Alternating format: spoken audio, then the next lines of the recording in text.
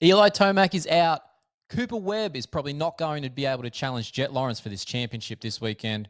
Adam Cianciarulo and Dean Wilson end their careers battered and bruised. And Cameron Mcadoo, he's already back on the bike. Welcome into the AlwaysMoto YouTube channel, brought to you by Moto Australia and TechnicMotorsport.com.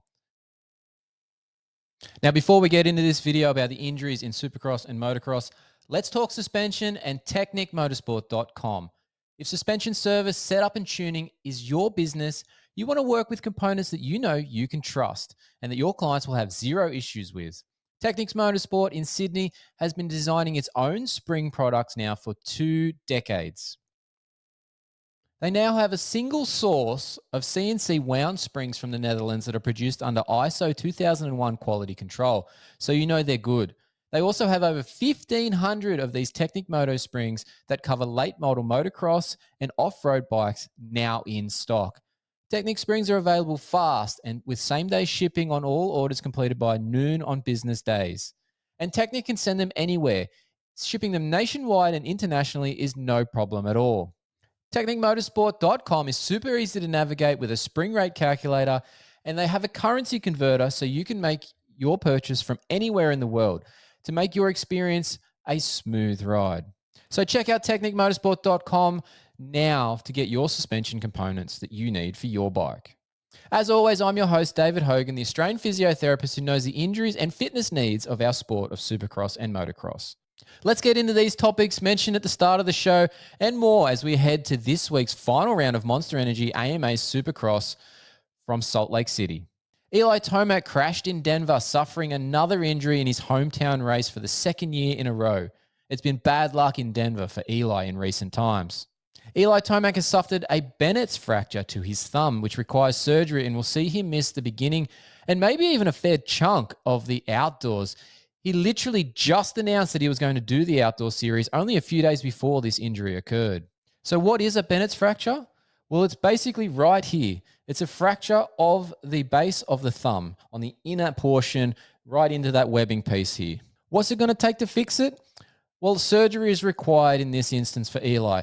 A couple of screws maybe some bone glue, a stitch or two, and he'll be back together. It's not a major repair.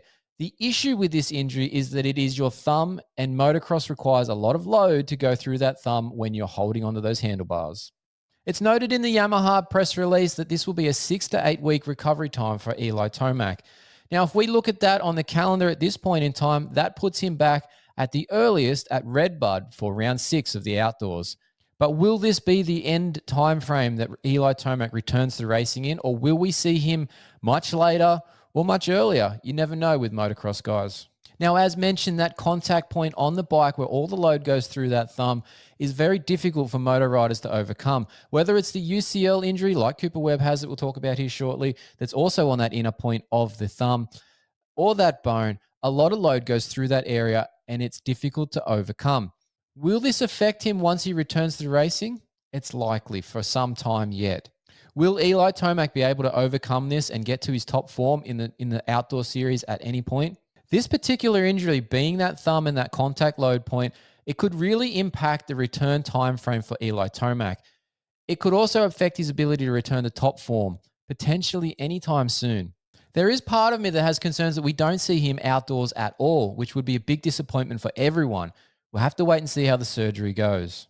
For me, Eli's career is starting to look a lot like many veterans in other professional sports, where there's flashes of brilliance at times, but injuries are starting to catch up.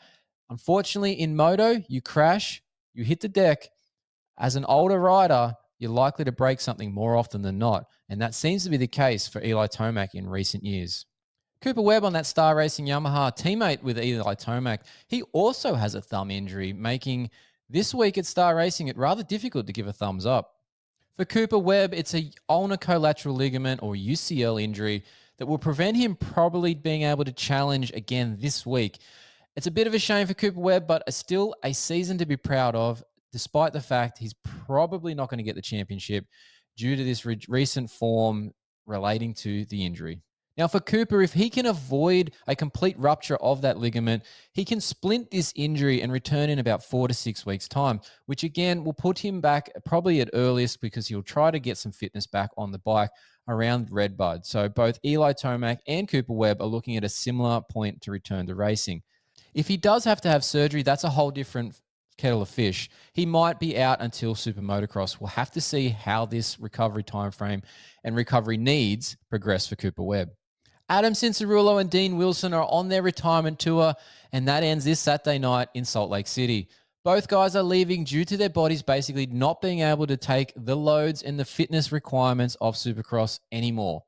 I still don't know how Dean Wilson has gone as long as he has, given the amount of surgeries he's had on his knee. For Dino, it seems like 50,000 operations have happened on those knees of his, and they are not a pretty sight when he's in a pair of shorts.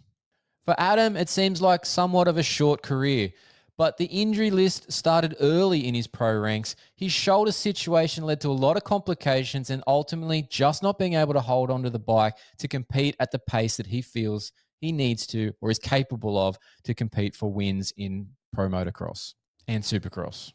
Congratulations to both Adam Cianciarulo and Dean Wilson on their careers, both getting national championships. Unfortunately, they never really got to the heights we probably expected of them, but they still achieved a lot in this sport, so well done. And on some other news, somewhat surprising news, Cameron Mcadoo is already back on the bike after his Nashville crash. Cameron Mcadoo broke his scapula in that crash along with some tears to his rotator cuff. Is Cameron Mcadoo rushing his return to be ready for the outdoor series here starting at the end of May at Parla? Possibly. Is this a good idea? Cameron's been through the ringer in recent years with injuries and has missed a lot of time, particularly in the outdoors. But does this mean he should be rushing back from the injury?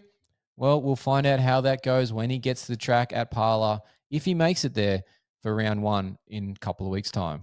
That's it for this week. We wish all the riders a speedy recovery from their injuries and hope they get back to full fitness here and full race pace very, very soon.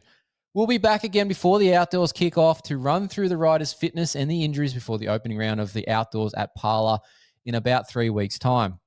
And remember, if you want more in-depth reporting from me here at AlwaysMoto about the injuries and the fitness of our riders in our sport of Supercross and Motocross, you can find those details in our podcast each and every week.